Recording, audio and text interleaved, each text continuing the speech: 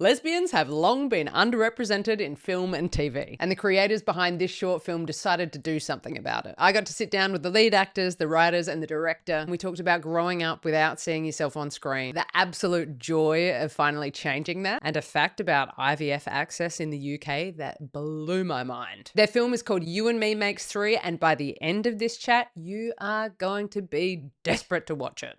So, you two have finally decided to take the plunge. Oh yeah, she's finally gonna have my babies. My 4-year-old woke me up at 5 this morning just to ask me if turtles had knees. Turtles! Get ready to have everyone and their mothers touch your belly and your face. Did you know that babies cry in the womb? Yeah, and they piss in there too. One pot of David goodness coming right up. I'm like your own personal store. If storks delivered sperm. Are you coming? Or am I gonna have to start without you? Bam!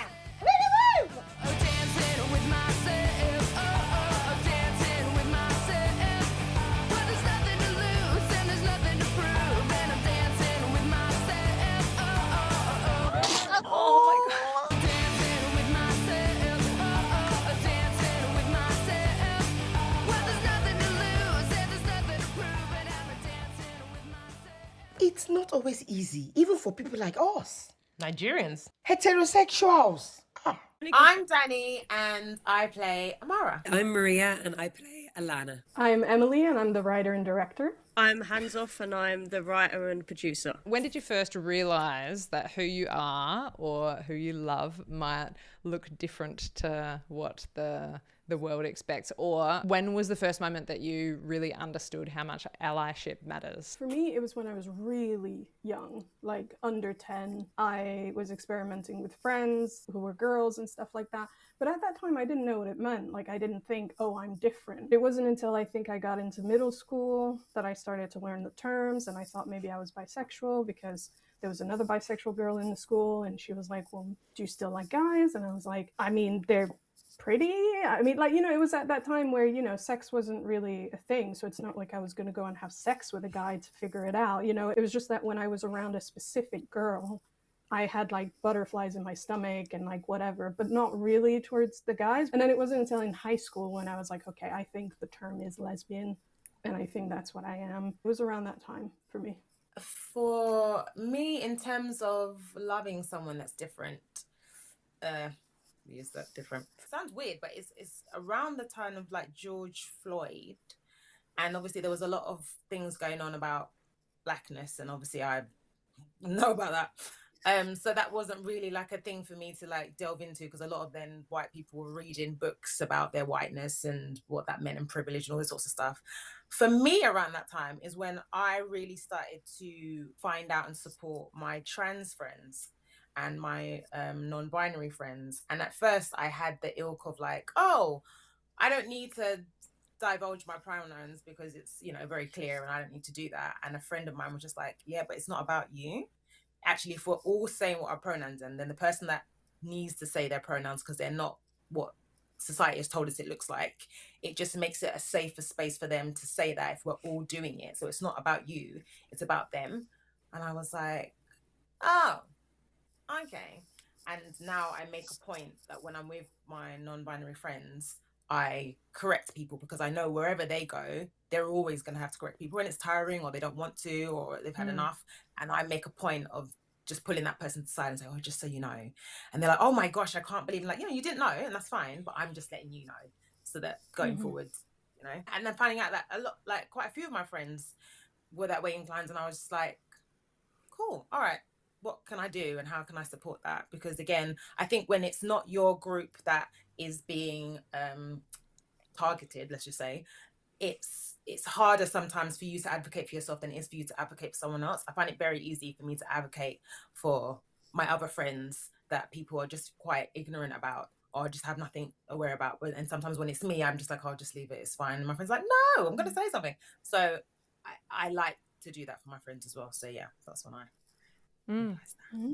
How about you, Maria? For me, it was around the time when in 2015, Ireland voted yes in the marriage equality referendum. One of the first times really for me that I had to hold myself accountable for any I guess, like verbal or social shows of support and allyship that I had promised. I had to hold myself accountable for whatever I had kind of promised by the way I was living my life, and translate that into action. That vote passed by 62%. It was like a huge moment in Ireland, and there was huge celebrations, and it was amazing. But somebody said to me, if 13% of the people who viewed themselves as allies hadn't gone out, gone to their polling station and voted yes, it could have been a really different result. And actually that seemed like a really small figure at that point. There's an activist and artist called Joe Caselin in Ireland, and he does like large scale murals. So he did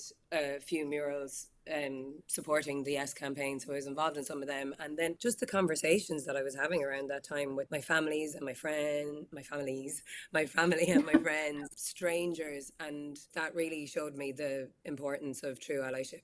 And they were conversations that kind of permeated everyday life in Ireland around that time, because it was such a huge thing. It was a change to our constitution, you know, to have that outcome and to realise that action can have these huge outcomes was kind of amazing. And then in Australia, 2 years later, a similar thing happened, which was amazing. Yeah, it was super similar. Those conversations and allies were just so important, and it's so amazing that it went through and that I got to marry Nina. Good. So good. Congratulations. Thank you. How about Hansof? It's kind of similar to Emma's. I was very young. Literally, I must have been like 4 or 5, and my first, I don't know if you can call it a kiss, because obviously we were children, but was with a girl. And then obviously when I grew up and stuff, like everything that I saw around me was straight people, I guess. So I thought, you know, well, you can't do that, you have to be straight or whatever. So you had to try and date guys or boys, I guess. I must have been like 15 or something when I got my first proper girlfriend, and of course in lesbian fashion it was a long distance relationship. Yes.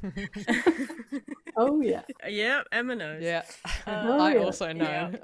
Yes, it's a thing. That was kind of the first thing that I realised, okay, yeah, the men can go away. Basically. I just wanted to go back to mine real quick, because I know I said like I didn't feel different when I realized that I was whatever. I mean, I was told that it was definitely wrong by my parents. My dad was very religious and stuff, and he said like I couldn't tell him. It's not like he found out until like later. I very much knew that I shouldn't be doing this, but within myself, when I was in high school and stuff, like away from my house, it didn't feel different. So I didn't feel different. I didn't feel like I shouldn't be doing this at school, or I shouldn't have this person in my life or whatever. It was only when I came home that I had the issues, you know, where I had to like hide stuff. So I just didn't want to make it all like, oh yeah, everything was fine. Like, no.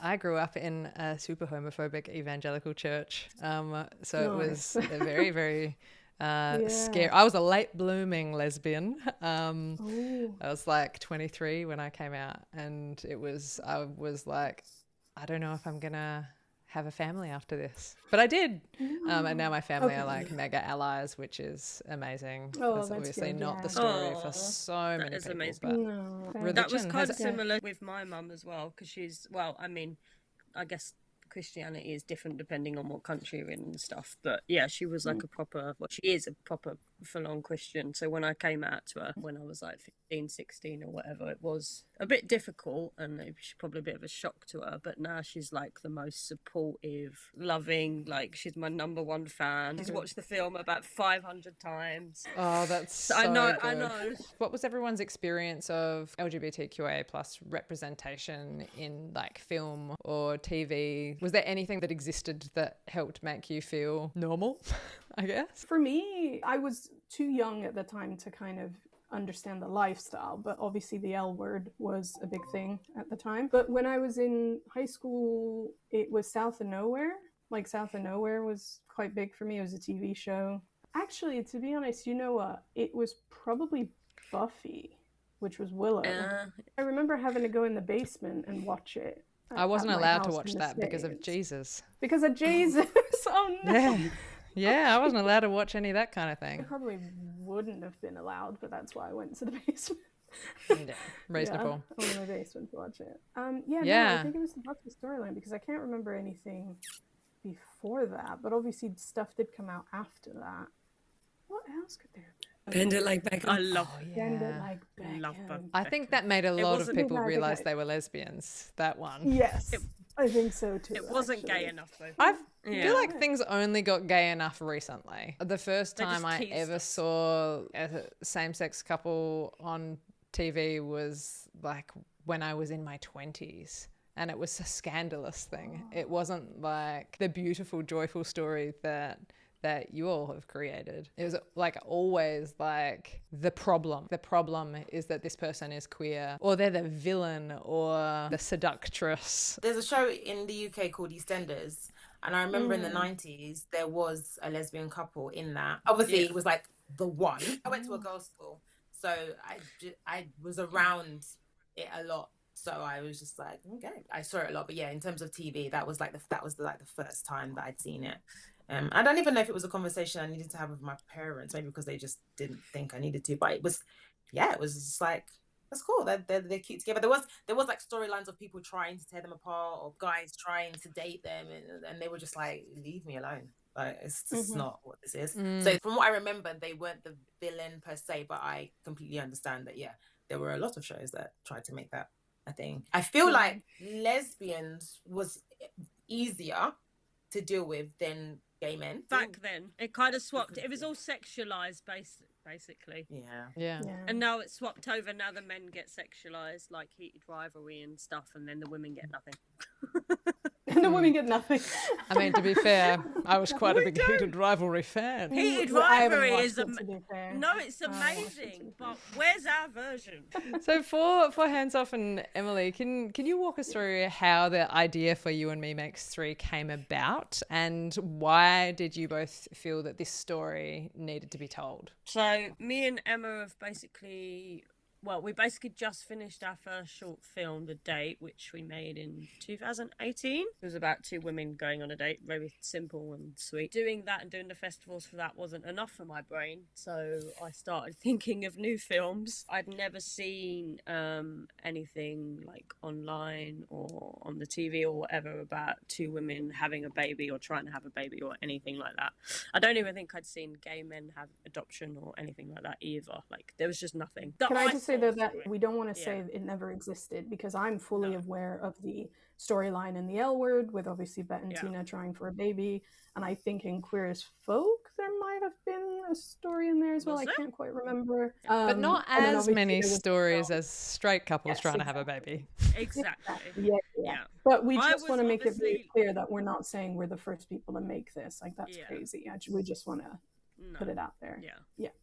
Yeah, I was just obviously living under a rock and wasn't watching any of those things. Yeah, but that's the issue that we're trying kind of exactly. That's the issue that was kind of going on back then, is that it wasn't available to everybody. Well, even with the reason we started our YouTube channel was because we were about to start doing IVF, and I was like, I can't find any stories about real humans.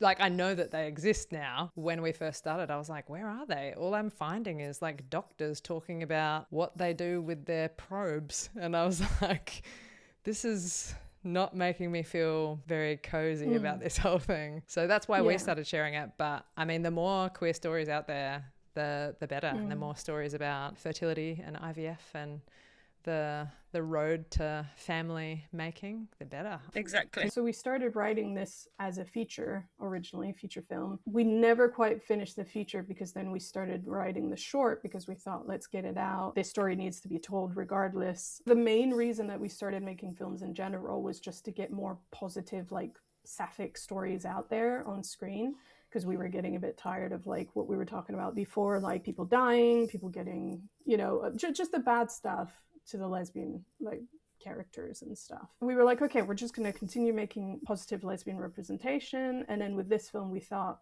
obviously the story could be traumatic, it could be sad, a lot of people struggle, we could make it whatever, but we were like, no, like, there's a lot of joy in trying as well. There can also be a lot of fun in it and stuff like that, and obviously you are going to have like some sad moments and stuff, but we wanted to show people a lighter side to it, really. We knew that the people were out there, but like, we did a Diva interview, like Diva magazine in the UK recently, and I think I wrote something like, you can't be what you can't see and stuff. Even though me and Emma personally haven't actually gone through this ourselves yet, and only myself want to possibly go through it in the future, we still feel like it's a story that needs to be told and needs to be out there and stuff. Since we've made the film and people have seen it, they've like been so happy to see something similar to their story, even if it was a bit different, because every journey is very different. It's just such a roller coaster. You captured it so beautifully, even though of course it's not exactly the same. We all feel the same grief, and we all feel the same joy and excitement. Like when something's exciting, it's so exciting, and when something's devastating, it's devastating no matter who we are. And that was my experience of watching your film. It's so fucking good. And it's also, it's not like other stuff that you see about fertility that's so heavy. Whenever fertility is touched on, like for straight couples, for couples who are not straight, or for single people, whatever the case may be, it's so heavy. And it was just such a delight to watch your film. I have goosebumps just thinking about how nice it is to feel your story told in such an iconic way.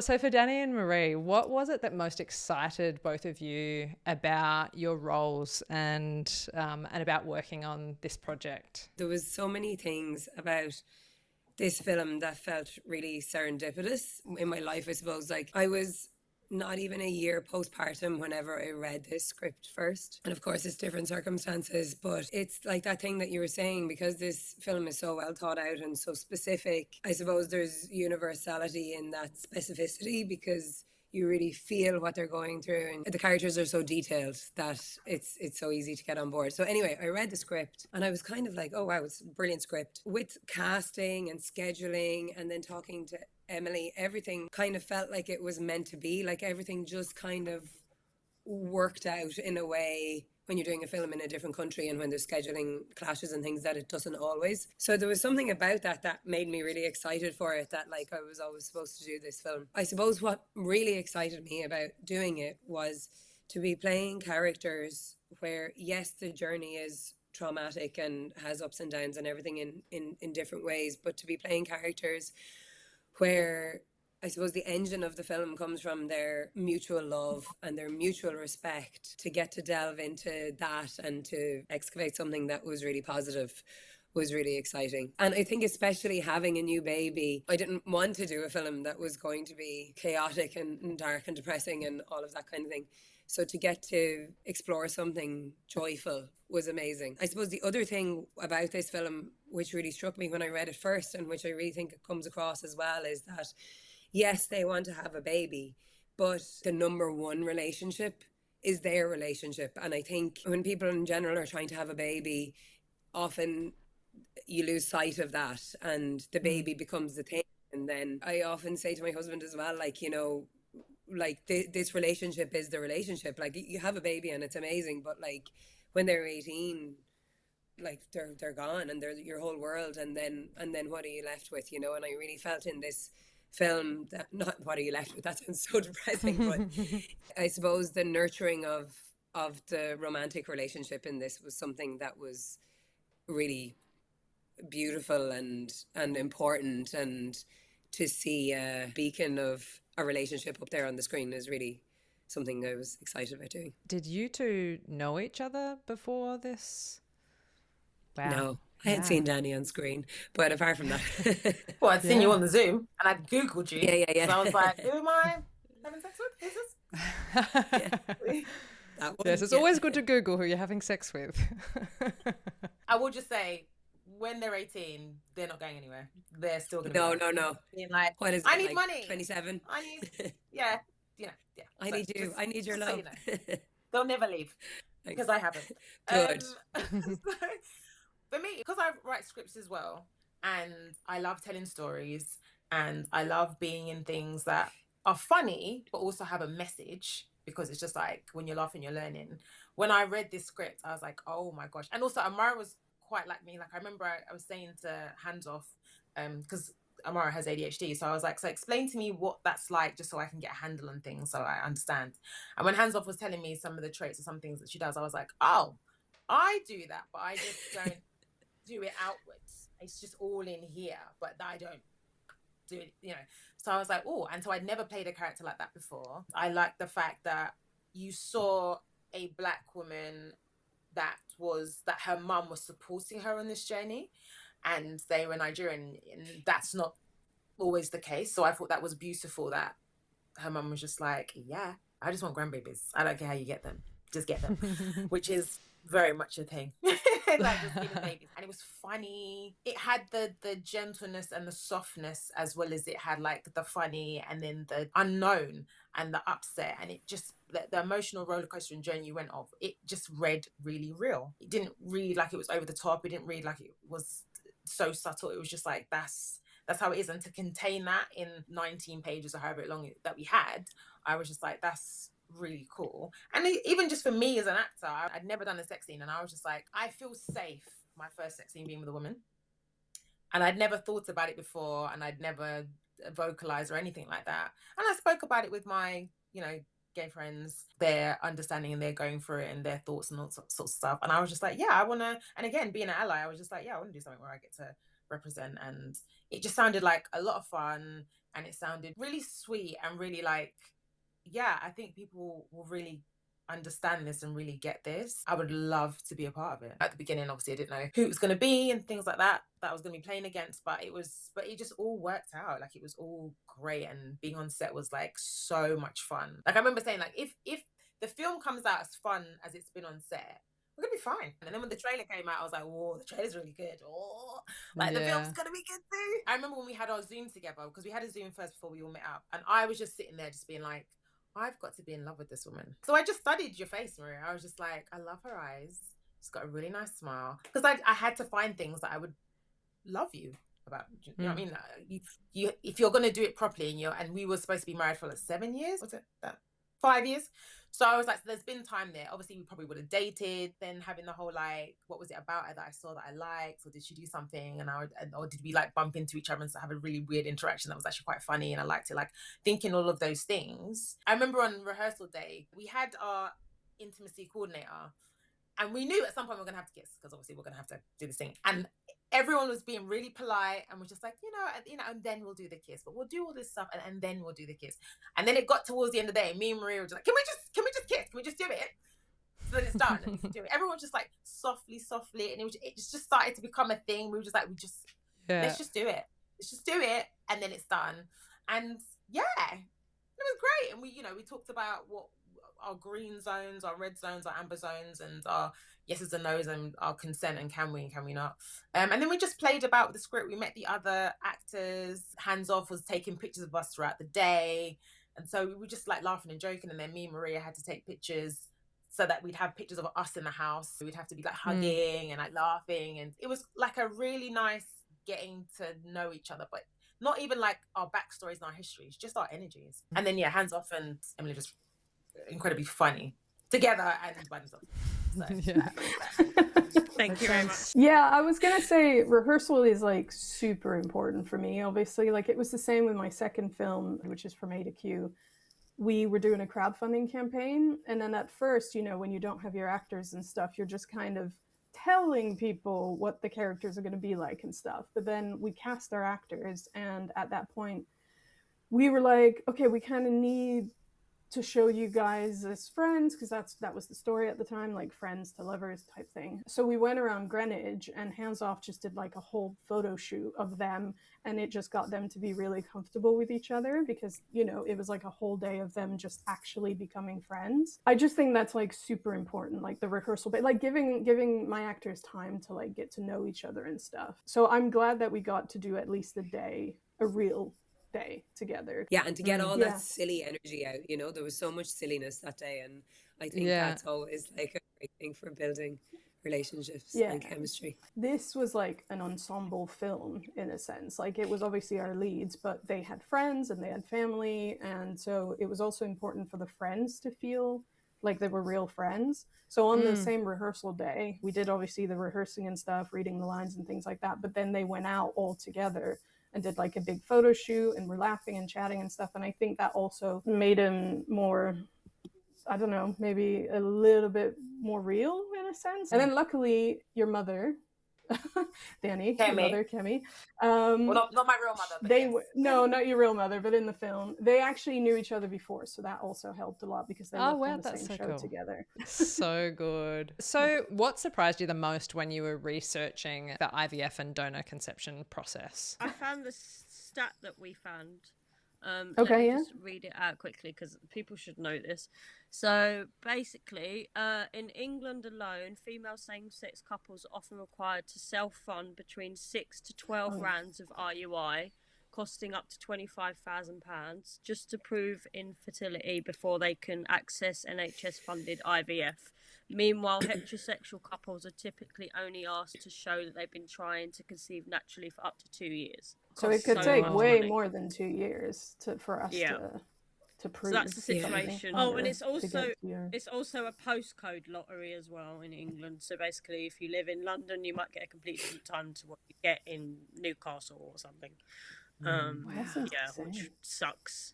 But it just shows that actually when that policy was being created, when they'll cover IVF for people, it means that same-sex couples weren't considered at all. 100%. Because even using the word to prove that you can't conceive, it's just like, I know. What do you mean? Yeah. So it's pretty... Yeah, that's the thing. The fact that we have to prove something, they're fully aware of what we can't do, but the proof is in our biology. They're like, but that would be too easy, wouldn't it? You like just try other things and then we'll see what happens. It's like, what? Anyways. Yeah, should we lighten things up a little bit? Yeah. For anyone who's watching who is in the middle of the IVF journey or just the journey, the road to trying to make a family as a same-sex couple, what do you want them to feel when they watch the film? Me personally, I would love for them to feel seen, to feel not alone, to feel like they're finally seeing themselves like represented a bit. And obviously we want to bring a bit of joy as well and happiness to people when they watch it. Hopefully people will think it's as real as it can be and stuff. So many of the films that are about pregnancy or trying or etc. are just absolutely devastating, and they're just going to leave you feeling 100 times worse and possibly make you not want to even try going through that.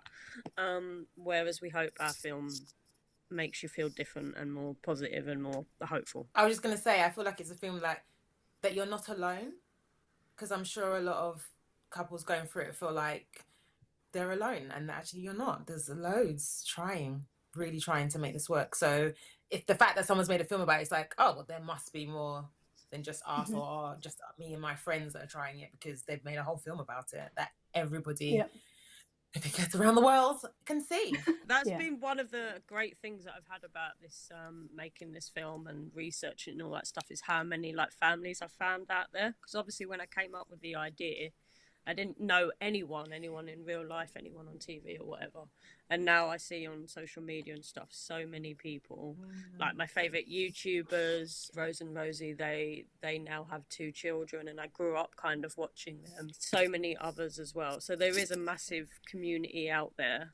It may not be like on TV or on film as much as it should be, but it is out there. That's beautiful. How about you, Maria? I suppose more of the same, that people feel like they have something to hang on to when they see it. And also, like, I suppose to take inspiration from the beautiful relationship that they have in it. The things that they find funny and that they love about each other are still there throughout the whole film, and they really celebrate those things as they go along.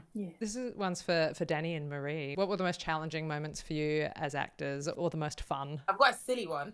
My foundation kept rubbing off on Marie. So we had to keep doing, we kissed, and then I'd be like, oh gosh, she's got a tan, and she'd have to wipe her face. We really made Blessing work, bless her. Yeah, we did Blessing, our makeup artist. Then it was because of like, could we not put so much in Danny, and Blessing was like, well no, because that's how she's been set up now, so we have to do this. And then it was just like, could we maybe it's like that, and it's like, no, because we do that. That's why I loved working with Danny and Maria, is that like they would ask these questions, they would realize these things. I think at one point we were like, look, I want this to be as realistic as possible. If you guys are a real couple and this happens, it fucking happens. If Maria ends up with stuff on her face, she ends up with stuff on her face. Like, I'm not gonna make it all like perfect for the sake of the film. Like, if in the last scene Maria's got a streak on her face, like, that's real life, you know what I mean? And I know Hollywood's always all glamorized and like they would have removed it or whatever, but I think in the end it worked great. Like, I don't know what you guys did. The kiss was so good, and yet there was nothing. I have absolutely no... And I think you did kind of wipe it out. And that was the cute thing as well, is that they made the couple so realistic. They just felt so comfortable with each other and so real. And like, I think my favorite moment ever is the scene with Kemi, the mom, when she's showing her the baby thing. Right at the end, they look at each other and they like kind of like hug each other and put their heads, and I'm like, I wouldn't have even thought of that, but that is what real people do. And like, I don't know, they just brought so much warmth to the characters. It was like the best ever. And even at the end, like that kiss was like all over the place, and it's like, oh, let me just clean you up real quick, you know. It was just so good. Yeah. Oh, you're making me very excited to watch the film again. That's the thing. If you watch it back, you'll see all these small moments between them. And like, they were so in sync. Like, you'll watch some scenes and they'll look at each other at the exact same time. But that's what couples do. It was really easy to have chemistry with Danny. It was just one of those, like, I suppose, you know, you just don't know what's going to happen. But I guess that was down to casting. But it was just easy to find her funny and lovable and everything else, you know, and it was perfect. But I will also say that, like, one of the things that was so great about this film was because it had been in development for so long. Emmalie and Hansof were like encyclopedic in their knowledge of the characters. You were stepping into a world that was totally fully formed. So that was kind of amazing. If we had a question, there was an answer, you know, one that had been thought about and that was very, very real. During that rehearsal process, we had a great intimacy coordinator that Annie was talking about called Stella Moss. Not only was she brilliant at her job, but she was so gentle and had a lot of grace, and she just navigated those scenes, or like led us through them with, like, I suppose ease is the word. And I think what we created in the end was really beautiful. But yeah, I kind of couldn't believe the importance of the toolkit that she gave us, and lots of what she told us about technique and how to kind of construct intimacy was like, it blew my mind, actually. It's funny about intimacy because I think even on set there was a scene where I didn't think I was like, yes, I didn't think there was intimacy, and she kind of came up to me a little bit like, oh, but you didn't tell me about this scene. And I was like, but she's just on the toilet. There's no intimacy. What are you talking about? Like, my brain didn't even fucking go there. That scene when they're doing the pregnancy test, and obviously Maria's peeing on the thing or whatever. And in my head, I was like, well, of course her pants are going to be down on the floor because she's on the toilet. Like, my brain didn't really go that, like, that's like, yeah, but like, she's half naked there. And Stella was like immediately on it, like, hello. So sorry about that, Maria. I didn't even fucking think about it. No, and you know what, neither did I. Her brain was just wired to think about those things in that moment. Exactly. Whereas everybody else was so busy with other things that it wouldn't even have crossed our minds. You know, it was amazing to have that other person there to advocate. If I had an idea for anything, even if it was the craziest thing ever, she will find a way to make it work where people are as comfortable as they can be. And she was a big advocate as well. When we did have our sex scene, she was very much just like, who's looking at the monitor? Does that person need to be there? I need to make sure that everyone else is in a separate room from that monitor, so it's only these people seeing it. She had these scents that she'd spray the room with. After me and Maria had done like a scene, she'd be like, high five, and we'd like, yeah, we're okay. Like, there's all these things that we just thought, oh, it's fine. She had gum. She just had everything there that we might need. You know, she sounds kind amazing. Of, no, she's and it just shows how important having an intimacy coordinator is, because I do understand that there are some directors that take a course so that they don't need to have a separate one, but I actually think it is important for the director and the intimacy coordinator to be separate, because, like, as you say, you'll just miss things. There's just things that you just won't consider, because that's not all you have to focus on, because you have to focus on everything else: the shot, the lighting, the actors, the costume. There's too many other things, and then intimacy as well, to do it properly and to do it right. And my serious challenge, because that was my funny one, I don't have ADHD, so having Hansof there to literally let me know, like, how I'd be when we were waiting for the pregnancy test. Hansof was able to say to me, like, you know, you'd be agitated. So, and she gave me things that I could do. Like, as an actor, everything that I was doing wasn't a naturally, like, thought of mine because I just wouldn't know how to do that.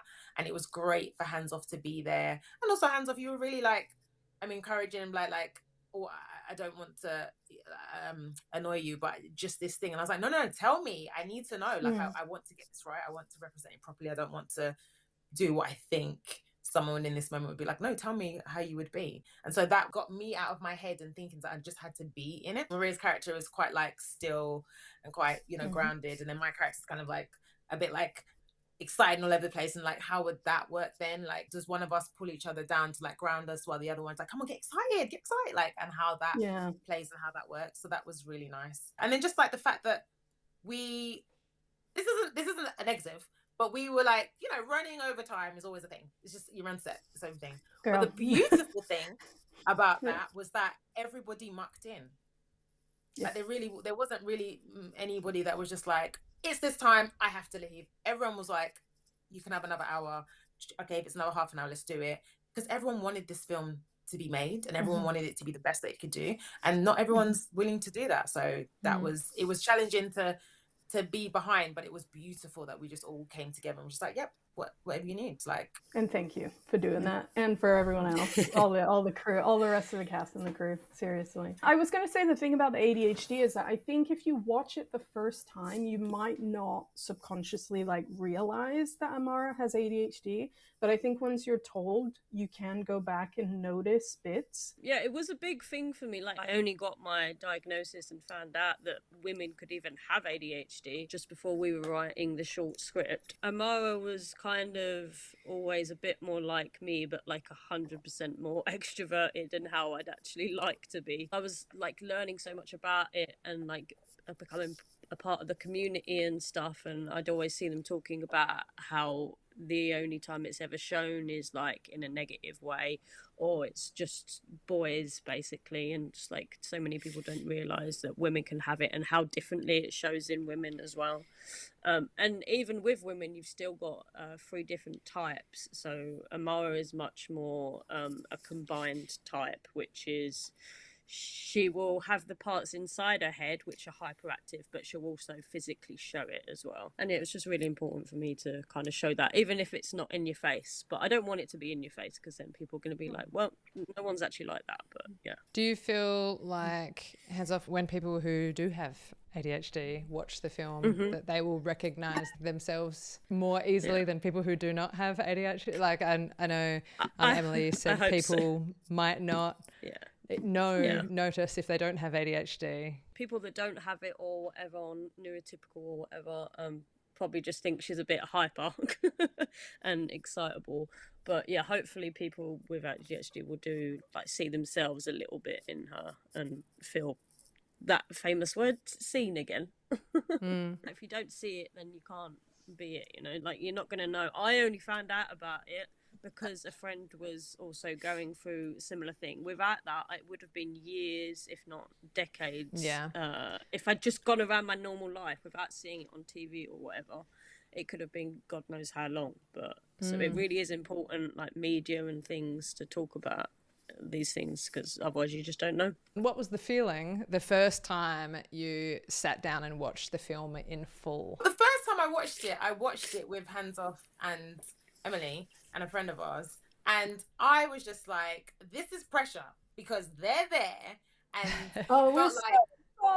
Because it felt like it was going to be like, we were going to watch it and be like, did you like it? Did you not like it? Did you want to think of it? And I was just like, so I literally was just like, I even said to Josh, I was like, can you sit somewhere where they can't see my face? Because also, as an actor, I watch my performance. When I first watch something, I never watch something the entirety. I'm just looking at myself and I'm like, was that believable? Why did I do that? Is that what I did in my hand? Oh, that was quite good. Oh, I'm doing all of that, so I'm not even paying attention to this film. So I remember when I watched it, I wasn't too bad. I watched it. I was able to watch it. And my comment was, oh, it's a cute film. And then he was like, cute? Well, I think it's a great film if that's what you think. And I was like, no, I'm not saying it's a bad film. I just think it's a cute, like, just, you know. And then the next day, when I was by myself, I watched it like 7 times. And I was like, oh, this film's great. This film's great. It's funny. It's like, but I just needed time to just like process it and watch it and not look at just myself and just look at the film as a whole. And it was great. I feel you. I also was very happy that someone was between us because it was pressure on us as well. And we wanted to make sure that you also liked the film and were proud of it, and like that we didn't fuck you up as like an actor, you know, like we didn't choose the worst takes or whatever. So it wasn't ever so much a did you like it? Did you like it? It was more like a did we do you proud? Is this what you thought when you read the script? You know, like it's always a lot of pressure on us as well. So yeah. But I'm so proud of it. So proud. Thank you. I watched it on my own for the first time. I was so nervous to watch it, and actually, I don't know if you remember that I was ordered not to watch it until it was screened on the big screen in a cinema at BFI Flair, which is a big queer film festival in London. But obviously I had to see it before that. That would have been insane if that was the first time I saw it. I would have been so nervous. But I watched it at home on my own, which was perfect. And I loved it. And I'm so proud of it. And one of the things, similar to what Emmalie said, is that it was the film that I read, you know. When I read it for the first time, I just thought it was so beautiful and uplifting and important and funny and all of those other things is how it read. And when I saw it, that's what it was. So many times when you make something throughout the shooting process or the editing and things get dropped and it kind of might turn into something else and you're a little bit surprised when you see it, for good or for bad.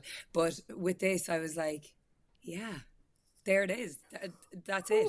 That's the thing that I thought it was going to be. And then when I saw it for the second time, it was at BFI Flair with this big audience. That was really special. I wasn't so focused on my own performance and I was able to kind of relax and absorb what the audience were feeling. And it was laughter in all the right places and they were moved in all the right places, and that was really amazing. That's so cool. Now that the film is finished being made, it's being screened, what's the future for this film looking like? Film festivals are really important for everybody. They're important for the cast, the crew, obviously the writer, director, us trying to tell this story and stuff. The film itself, the story, we're still crowdfunding because we need money for those festivals. We have entered a few, which is great. The thing about film festivals is like the more recognition you get, and that could be literally just a laurel saying, hey, we have screened at all of these festivals. Sometimes it can give you a bigger chance at getting the film picked up, maybe by, you know, maybe it could end up on TV or on a subscription platforms. That's not what I'm looking for. What am I looking for? You know, something online, like, streaming, you know, a streaming Apple service. A streaming service. There you go. So it's really important that the film gets the recognition. In order to do that, we need to get it into as many film festivals as possible. And in order to do that, we need a little bit more money because those festivals are expensive.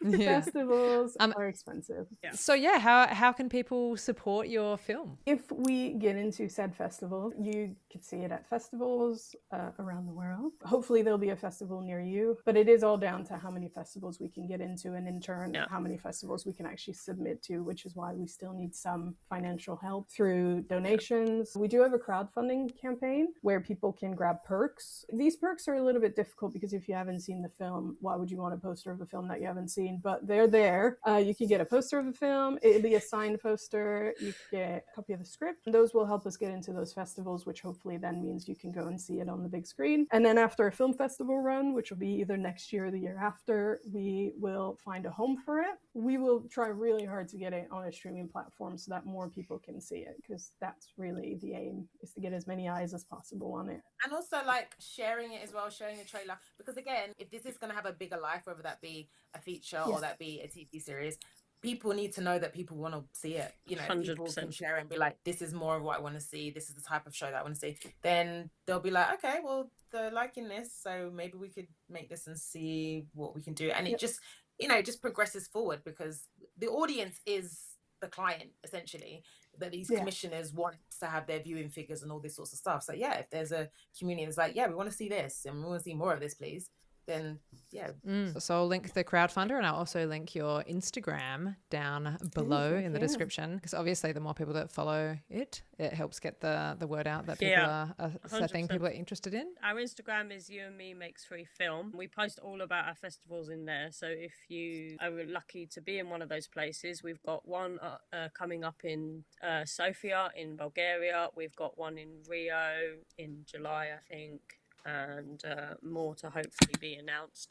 So follow our Instagram to keep updated, basically, because that is where we post everything. Hello. Hello. How are you? Thanks for making a beautiful film. It was so lovely to watch. You all just did such a wonderful job of like capturing the highs and the lows. To be able to laugh out loud as well, like at all the silliness and the quirks and the cuteness between a couple going through all of it. So no, it's beautiful. So thank you for storytelling. It's a wonderful thing to do.